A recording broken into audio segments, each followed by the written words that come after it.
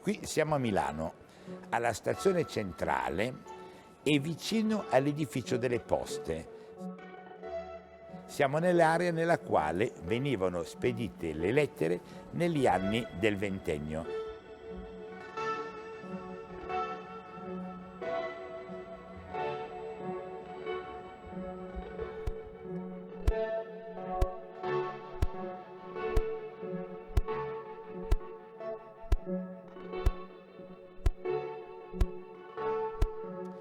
Questo è il famigerato binario 21, una struttura praticamente sotto la stazione centrale, dalla quale partivano 3 righe di vagoni indirizzate tutte verso uno stesso apparato di sollevamento che li proiettava poi sulla linea definitiva verso Verona. Era un sistema che era stato inventato per le poste in modo da poter lavorare tranquillamente il carico dei vagoni postali. Divenne il crudele meccanismo per caricare gli esseri umani senza che la città se ne accorgesse.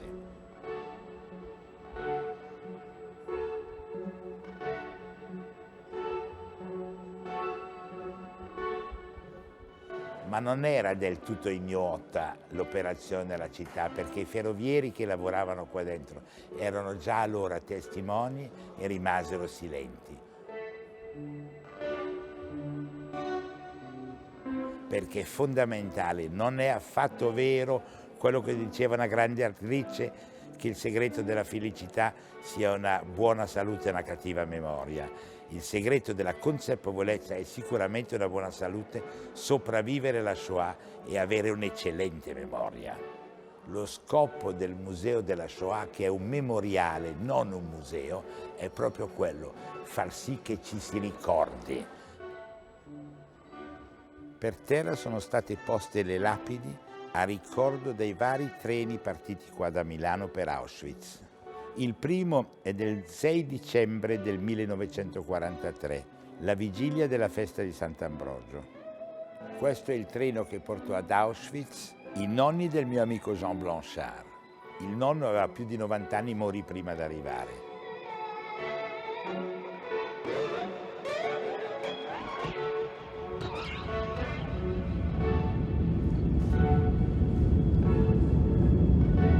Liliana Segre.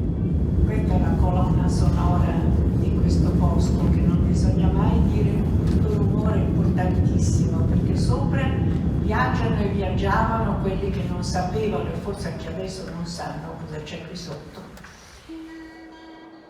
La mostra di Jean Blanchard inizia da uno spunto molto particolare che parte dal Giardino dei Giusti che esiste a Gerusalemme. Fu voluto da questo signore, Moshe Beisky, nato nel 21, riuscito a sopravvivere alla Shoah grazie all'intervento del Schindler, quello della famosa Schindler List, e memore di quell'esperienza dedicò un'attenzione particolare a chi aveva protetto il mondo ebraico durante la Shoah. Ma attenzione, non si fermò lì. Lanciò un suggerimento molto serio, che anche le altre realtà dove persone di buon senso umano di fronte a pericoli di uccisione e di drammi di massa fossero ricordati come giusti. I giusti oggi sono tutti, anche quelli che si sono occupati della questione armena, quelli che si sono occupati dei drammi della vita e del mondo di oggi. E così il meccanismo nato allora per ricordare la Shoah diventa vivo, perché diventa un avvertimento e uno stimolo a continuare ad essere umanitari e umani anche nella realtà d'oggi.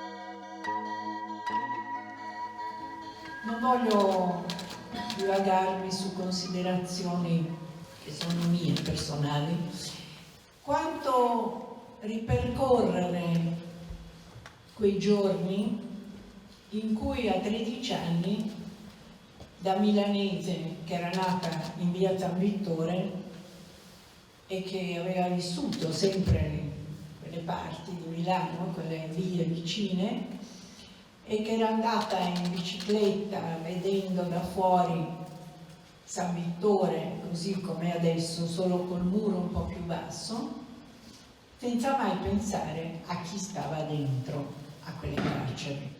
Ma quando poi quella stessa ragazzina sciocca per la colpa di essere nata si è trovata in varie carceri fino a poi arrivare alla sua Milano, lì a pochi passi dalla casa perduta per sempre, dove la Gestapo chiamava gli ebrei, gli uomini ebrei 1, 2, 3 volte alla settimana per degli interrogatori in cui poteva succedere qualunque cosa, e come stavo io dentro la cella a aspettare che tornasse mio papà, e le giornate dentro il carcere di San Vittore, in questo quinto raggio in cui tutte le celle non avevano i chiavistelli perché erano stati portati via di vecchio ferro, portato il ferro in Germania, perfino quello, noi non avevamo diritto di uscire se non un orario fisso, mi ricordo che era nel pomeriggio tardo, e se no stava sempre dentro alla cella che non era chiusa ma che non si poteva uscire. E quando io sono andata a San Vittore per ricordare la pietra d'inciampo che è stata messa per l'agente di custodia Schivo, il quale, a differenza degli altri, quasi tutti gli altri agenti di custodia, aveva fatto eroicamente una scelta.